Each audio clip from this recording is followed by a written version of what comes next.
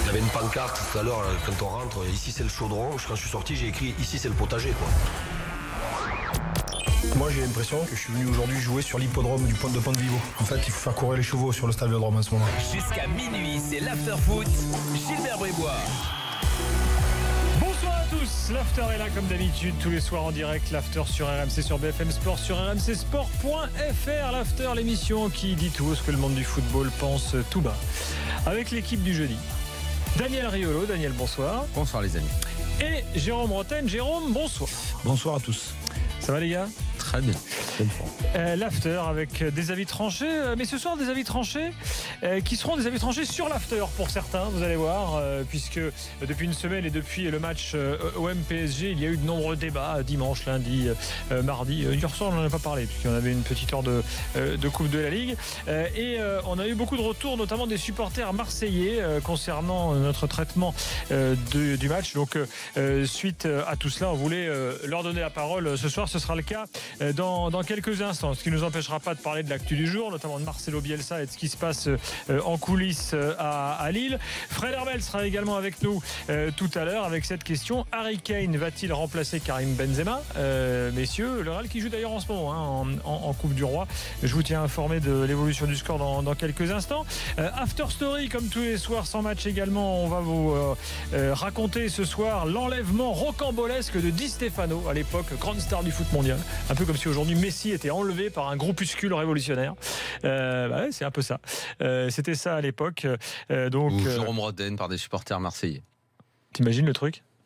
Avec demande de rançon. Moi je mets 100 balles pour toi. Quoi? Est-ce que quelqu'un serait prêt à payer? Quoi? Bah oui, moi. 100 balles. Moi j'organise la cagnotte, mon vieux. Pour toi. Plus de 100 balles. Moi je vais voir les producteurs de melons à Cavaillon pour qu'ils se regroupent en coopérative. Qui mettent un peu d'oseille. Parce je mets un peu plus. Ce que je vais te dire, l'arrivée de Roger Breton dans l'after a boosté la vente de melons. Je pense que franchement tu devrais toucher. Limite tu devrais prendre un pourcentage. Charente ou Cavaillon? Ouais. Il y a du melon, c'est dégueulasse. Hein. Non mais c'est vrai. Mais il y a du bon aussi. C'est de plus en plus dur de trouver un bon melon. Ah bah écoute, de plus en plus compliqué. Viendra avec moi Je sais exactement comment. Je suis un bon primeur, toi. Je suis un bon primeur. Ah ouais. Très très compliqué. On a tout expliqué. Surtout la pastèque. La pastèque, je l'ai choisie très bien. Rien à voir, pastèque et melon. Rien à voir. Mais comment pour tu choisis une pastèque? Pour la choisir, rien à voir. Excuse-moi, quand tu as une pastèque devant toi, tu sais si elle est bonne ou pas. Et le melon, c'est la même chose. Le melon, tu fais comment pour choisir un melon? Tu le sens? Non, je pense que c'est une connerie, Gilbert, ça. Ah bon? Ouais, c'est vrai. C'est une affaire de poids quand tu l'as dans la main. Il faut toucher le cul du melon. Il soit plein et c'est le cul. C'est n'importe quoi. Et la pastèque? La pastèque, tu tapes dessus, mais fort. Et en fait, si ça sonne creux, comme ton cerveau, si tu veux, bam. Ouais. Donc là, c'est qu'elle est bonne. Et c'est qu'il faut y aller. Je ne mange jamais de pastèque. Il faut y aller. Non, mais. Non. Je la mange en vacances quand je l'accueille moi-même. Bon, je la ramasse. On l'accueille pas vraiment, on la ramasse. Voilà. Non, mais après cette introduction fruits et légumes. Je vous rappelle qu'il y a 3 moyens de nous joindre et de dialoguer avec nous. Le 32-16, bien sûr, sur votre téléphone, le hashtag RMC Live sur Twitter et Direct Studio via l'appli gratuite RMC Sport. Attention messieurs dames, on accueille tout de suite Sam Lévy qui est auditeur de l'After et administrateur d'un forum sur l'OM qui s'appelle massalialive.com. On démarre tout de suite là? Bah évidemment, vous n'êtes pas prêt? Si, mais c'est juste que non, en fait j'étais pas prêt. Mais ça y est, je suis prêt. Salut Sam. Ça y est, je suis prêt. Salut. Bonsoir. Salut. Bon. Et Sam, toi tu as un avis tranché. On va très bien, on est bien, écoute. Ah mais Sam, moi je le connais, sur Twitter. Ben ouais, on a discuté pas mal, ouais. Mais oui, bien sûr. C'est massilialive.com, hein? C'est ça, exactement. Ouais. J'avais une petite erreur de frappe sur mon écran. omlive.com un jour, mais bon, on a eu des petits soucis. Ah, l'OM vous a pas autorisé à utiliser OM Live peut-être? Exact. Bon, bah voilà. Bon, Massilia Live, ça passe, hein, pas de problème. Alors, t'as toi un avis sur l'after et sur la façon dont les débats sont partis après le match de dimanche soir. Nous t'écoutons. Bon, en fait, voilà quoi. Donc déjà, ça fait super plaisir d'être à l'antenne. Ça fait merci d'être là. 10 ans que je vous écoute. Depuis Israël, donc depuis Jérusalem, en podcast en général. Mm-hmm. Mais là, j'ai la chance de vous parler pour une fois, donc ça fait plaisir. Je remercie d'ailleurs Daniel pour m'avoir donné cette opportunité et avoir échangé avec moi sur Twitter. Maintenant, en fait, Quand les mecs me parlent gentiment comme toi, même quand ils sont absolument pas d'accord avec moi, t'as vu, je parle normalement. Quand il y a une demi-insulte, moi j'en mets 3 en échange. Ça, je dois avouer que je réponds par non, toi. moi, Pourquoi tu fais ça d'ailleurs toi? en général, Pourquoi Parce que tu je ne devrais pas. supporte pas que les mecs se cachent pour t'insulter. C'est un truc que je ne laisserai jamais passer. Bon, c'est pas le sujet. Revenons à Marseille, Sam. ouais, donc voilà. Donc sachez juste que vous êtes bien écoutés aussi en Israël. Ça peut vous étonner, mais voilà. Ah, mais on est écouté dans le monde entier, mon petit Sam. En podcast en général. Donc c'est la première fois que je suis en direct. Donc ce qui se passe, c'est que en fait l'after c'est devenu un peu l'after PSG, quoi. C'est ça mon avis tranché plus ou moins. Donc pourquoi c'est devenu l'after PSG? Donc laissez-moi juste une Vas-y, petite tu es minute, chez toi. pas plus que ça, et après on en discute. Donc l'after historiquement c'est Jean-François Pérez, c'est Marc Ambrosiano aussi, c'est Dimeco aussi, c'est Karim Ghali, c'est énormément de gens qui sont passés, Gautreau aussi. Et là, en fait, on a plus ou moins un groupe ou d'anciens joueurs parisiens ou de journalistes estampillés PSG. Quoi que vous en dites, c'est ce qui apparaît de l'extérieur pour les journalistes, pour les supporters des autres clubs, clairement. Il y a ça d'un côté. De l'autre côté, il y a une sorte d'amnésie, une sorte en fait on va dire, de retournement de veste, on va dire ça clairement, sur ce qui s'est passé sur le Qatar, très clairement depuis qu'il est à la tête du PSG. Donc personne ne vous a mis en face de cette contradiction, je pense, jusqu'à aujourd'hui. Et c'est d'ailleurs très très curieux. Mais les extravagances en fait du Qatar vous dérangent plus du tout à partir du moment où elles sont faites au PSG. Je vous rappelle juste ce que vous aviez dit si la Coupe du Monde était attribuée au Qatar. Hein. On va pas réinventer tout ça. Il y a un autre truc qui dérange énormément, c'est Jérôme, quoi, qui insulte, en fait méprise de manière insupportable les supporters de l'OM à longueur de temps. Donc je sais pas quelle légitimité quelqu'un qui s'affiche avec une écharpe anti-OM avant les matchs peut vraiment être crédible sur une antenne, honnêtement. Et bon, il manque jamais une occasion de se foutre de nous, quoi. Ça c'est clair et net. Et c'est pris pour une insulte, quoi. Je vous le dis, c'est pris comme ça par les supporters des autres clubs. On n'est pas particulièrement des supporters du front, comme vous avez l'habitude de dire, mais des supporters plus ou moins équilibrés. Alors, Et en fait, j'ai noté plusieurs points. Alors vas-y, je te laisse conclure. Le dernier point, c'est qu'en fait, tout est analysé par le prisme du Paris Saint-Germain. Clairement. Donc je vais vous donner des exemples. Le match de dimanche soir, donc qui était un beau match, hein, on est d'accord, plus ou moins au niveau de l'intensité et de la passion. Ce qu'on en retient côté OM, c'était solidaire, c'était cohérent, donc c'est bien. Il y a eu des projectiles jetés, alors qu'on n'a jamais vu une ambiance pareille au Vélodrome, mais jamais, quoi. Et c'était une pub, je vous dis, mes potes israéliens qui ont vu le match m'ont dit c'était juste incroyable, une ambiance pareille. Vraiment, quoi. Ça n'a même pas été souligné.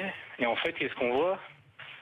Les gars, ils nous parlent pendant 20 minutes des 3 cm de la tonte du Vélodrome, quoi. C'est-à-dire, c'est un truc hallucinant. Les projectiles et la tonte, quoi. C'est un peu ridicule, quoi. Quand tu vois que tu as en fait une équipe qui a été montée avec un budget illimité, qui vient se plaindre sur ça, bon, c'est un peu rigolo, quoi. Alors Sam, on a tout noté, il faut qu'on prenne le temps de te répondre, hein, donc il faut que le dialogue s'installe. Juste sur moi je vais te répondre sur le premier point, après je laisserai Jérôme et Daniel peut-être sur le côté qatari et Jérôme, puisque tu l'as... Le but c'est que chaque point soit pris. Alors, très bien. Le but c'est que moi je me suis pas, on n'a pas monté ce truc là avec beaucoup de plaisir pour que Samuel qui soit venu, qui en plus a l'air un peu ému, et sois tranquille Samuel, tu parles autant que tu veux, mais alors moi je veux vraiment chaque point, parce que sinon les supporters de l'OM qui nous écoutent, ils vont dire qu'on s'est défilé sur certains points, donc il y a aucune raison. Est-ce que Samuel, parce que moi je t'explique comment on construit le casting de l'after, il n'y a pas de secret industriel en la matière. Voilà, nos intervenants de l'after, parfois ils passent 1 an, 2 ans, et puis ils ont envie de faire d'autres choses, parfois ils ont envie de quitter RMC, d'aller ailleurs. Ça a été le cas, par exemple, de Marc Ambrosiano, de Jean-François. Il y en a d'autres qui arrivent. Il faut, pour faire l'after, il faut avoir, on va dire, un certain nombre de caractéristiques bien spéciales, parce qu'il faut être un connaisseur du foot averti bien sûr. Et c'est le cas, je pense, de tout le monde qui passe ici. Mais est-ce que le fait d'avoir joué je prends l'exemple de Jérôme, à Bastia, à Paris, Troyes, Caen, Monaco et ailleurs à l'étranger, et c'est le cas pour n'importe quel intervenant de l'after, est-ce que ça remet en cause son objectivité ? C'est ça, parce que l'important dans les analyses, c'est d'être juste, quel que soit ton background. Tu vois ce que je veux dire ?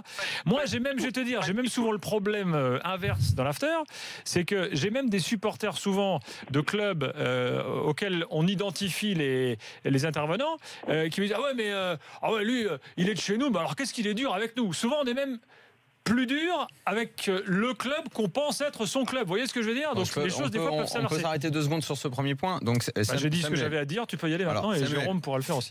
En fait, ce que tu sembles réclamer, ça s'appelle de la représentation en fait. Et finalement, ça équivaut à la discrimination positive. En fait, il faudrait être issu d'un club ou avoir le passé lié à un club pour pouvoir s'en exprimer. T'es pas d'accord avec ça ?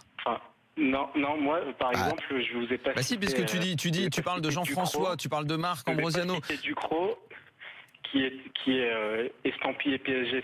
Attends, Samuel. Et qui est totalement équilibré, qui passe pas Samuel. nous allumer sur la En gros, ce que tu aimerais, c'est qu'il y ait des Marseillais qui soient représentés là. Est-ce que tu peux me dire? Prenons l'exemple, j'ai pas de Marseille sous la main. Allez, sur Canal, puisqu'on l'aime bien. Samuel, on va prendre simple puisqu'on l'aime bien. Habib Beye. Quelle est la différence? C'est juste le meilleur. Hein. D'accord. Quelle est la différence entre ce qu'il dit sur l'OM et moi? Quelle est la différence entre ce qu'il dit sur le PSG et moi? Un seul argument qui nous sépare, lui et moi, alors qu'il est OM. Vas-y, dis-moi. Ce que tu dis sur l'OM, c'est déjà très ressemblant, et j'ai pas critiqué ton avis sur l'OM. Je te l'ai déjà dit plusieurs fois d'ailleurs. Bah alors, en privé. Est-ce qu'à un moment on peut me faire un procès pour un manque d'objectivité quand je parle de l'OM sur les 10 ans où on a traité l'OM ici? Est-ce que je t'ai fait un procès? Je te demande. Bah non, pas du tout, Samuel. Alors ce que j'aimerais, c'est comprendre, parce que comme dit Gilbert, il y a eu des périodes dans l'after où on était même on va dire avec plus de Marseillais qu'aujourd'hui, et plus de Marseillais que d'autres clubs, même dans la radio. Après, certains sont partis. Eric a été avec nous pendant plus d'1 an, je crois, dans l'after. Maintenant, Roland aussi. Roland. Voilà. Après, chacun, mais comme a dit Gilbert, chacun a fait sa vie. Mais ce que tu demandes, je te l'assure, c'est de la discrimination positive. Ça veut dire qu'on va mettre des gens en fonction de ce qu'ils sont et non pas de ce qu'ils disent.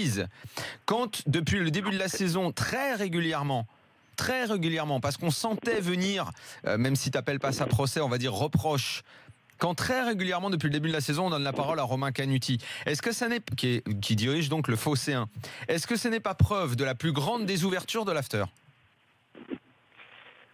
Alors déjà, j'aimerais juste répondre à un truc. Je demande absolument pas de discrimination positive, parce que je trouve ça totalement ridicule. Très bien. Tu remarqueras que j'ai pas parlé de Pierre Ducrot, que je trouve totalement équilibré. Eh ben, est-ce que moi je le suis aussi? Est-ce que moi je le suis aussi? C'est qu'un gars qui nous flambe continuellement sur les réseaux sociaux, avec des écharpes anti-marseillaises, avec des chambres. Non mais ça, alors ça, moi je vais. Non mais alors là, Samuel, là tu t'arrêtes sur un point qui est précis. Jérôme va répondre. Ça n'a rien à voir avec moi. Jérôme va répondre là-dessus, parce que très franchement, je pense qu'il faut aussi parfois prendre un peu de hauteur. Et moi, j'aime mon Jérôme Roten pour son côté chambreur permanent, c'est pour ça d'ailleurs que on a énormément de retours. Jérôme, voilà, c'est pour ça que je t'aime, entre autres, Jérôme. Et là, là, le chambrage apparemment il n'est pas passé auprès de Sam. Sachez que ça amuse pas. Alors, attends, ça amuse pas les gens, quoi. Laissons Jérôme répondre là-dessus. Je parle pas de gens qui sont particulièrement en bas du front, encore une fois, quoi. Comme vous. Jérôme. Et Gilbert, comment tu veux que je réponde à quelqu'un qui, de toute façon, est parti dans cette optique-là, si tu veux, de dire, voilà, je suis anti-marseillais, j'ai joué au Paris Saint-Germain, j'ai la haine contre l'Olympique de Marseille. il est déjà dans sa tête catégorique. C'est difficile de le. Donc, écoute, que vous tombiez d'accord. Mais oui, donc moi je me trouve dans mes critiques envers l'Olympique de Marseille, encore une fois, assez juste.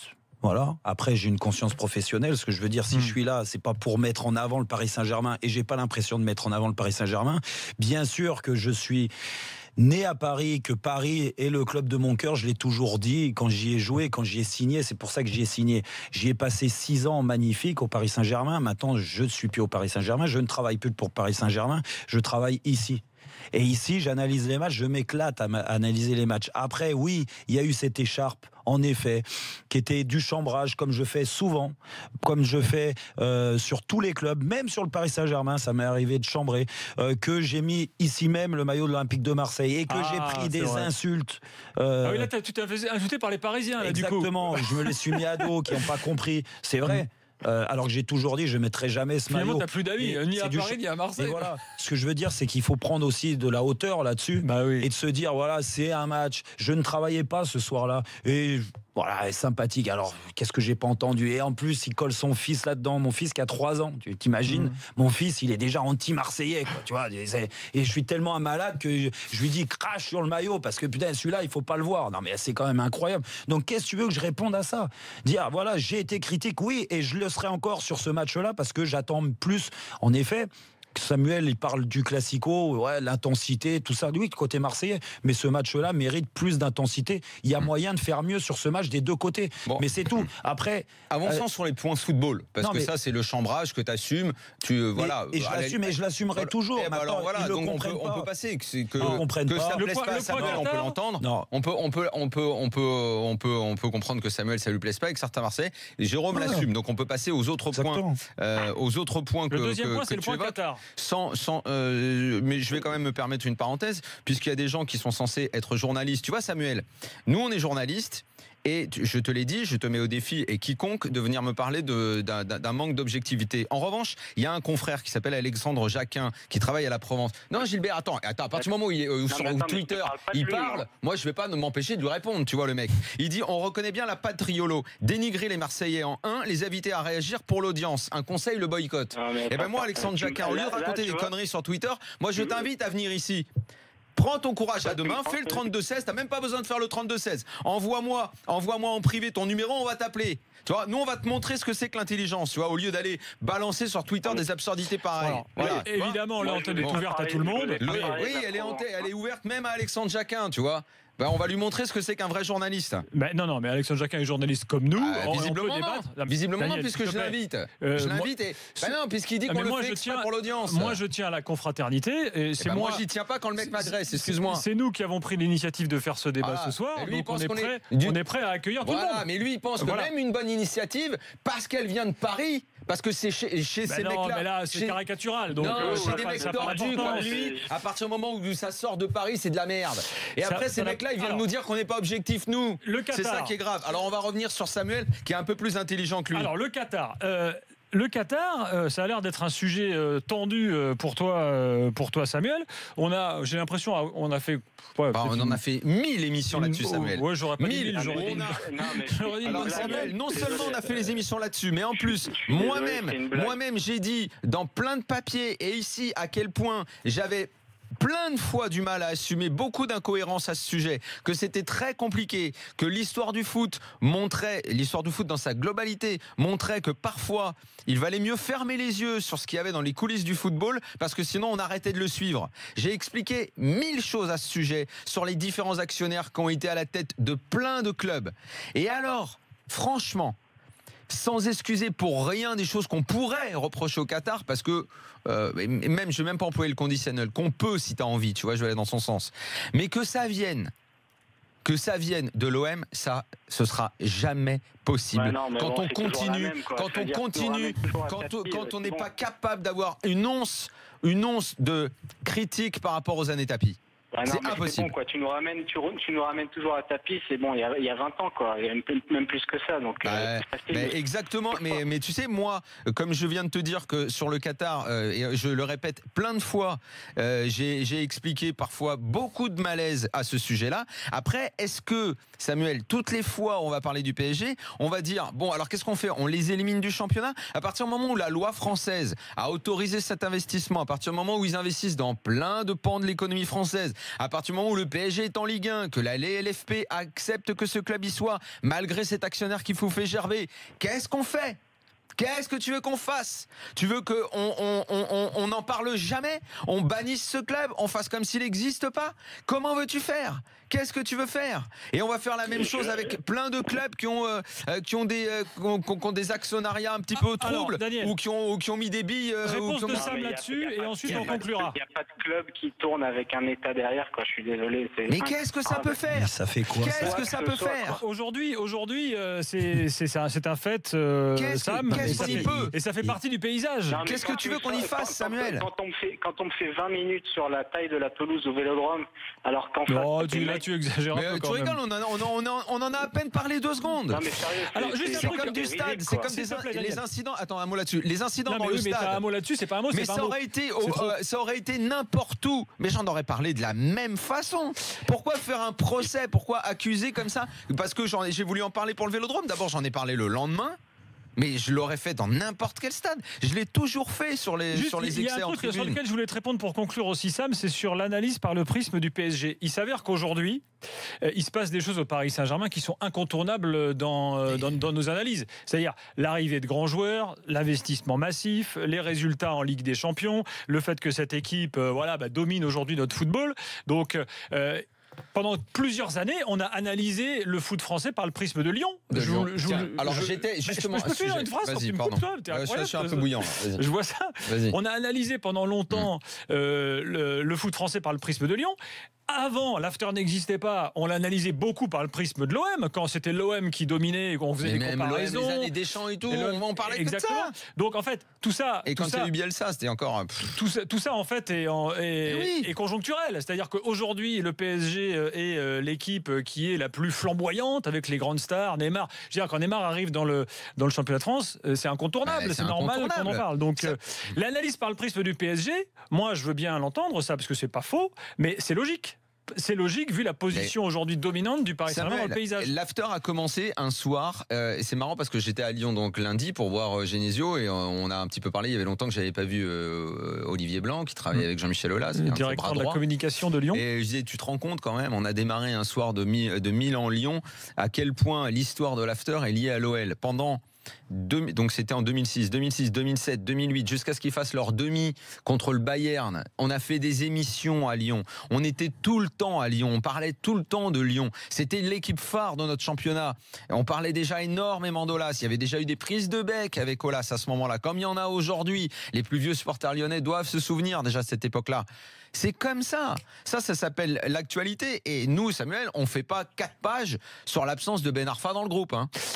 Allez, Sam, on te remercie en tout cas d'être venu. Samuel, et que tu es content d'être venu. D'être venu discuter avec nous. Merci, Sam. Je suis toujours content d'être venu et merci à vous. Et reste fidèle à l'after, je l'espère, où que tu sois, en France, à l'étranger. Salut, Sam. On va tâcher. On continue dans quelques instants. Il y a vraiment de réaction sur le hashtag RMC Live. On me dit, tiens, finalement, le débat sur les pastèques, c'était plus marrant. On me dit sur je te confirme. Sur le hashtag RMC Live. Je te confirme. Voilà.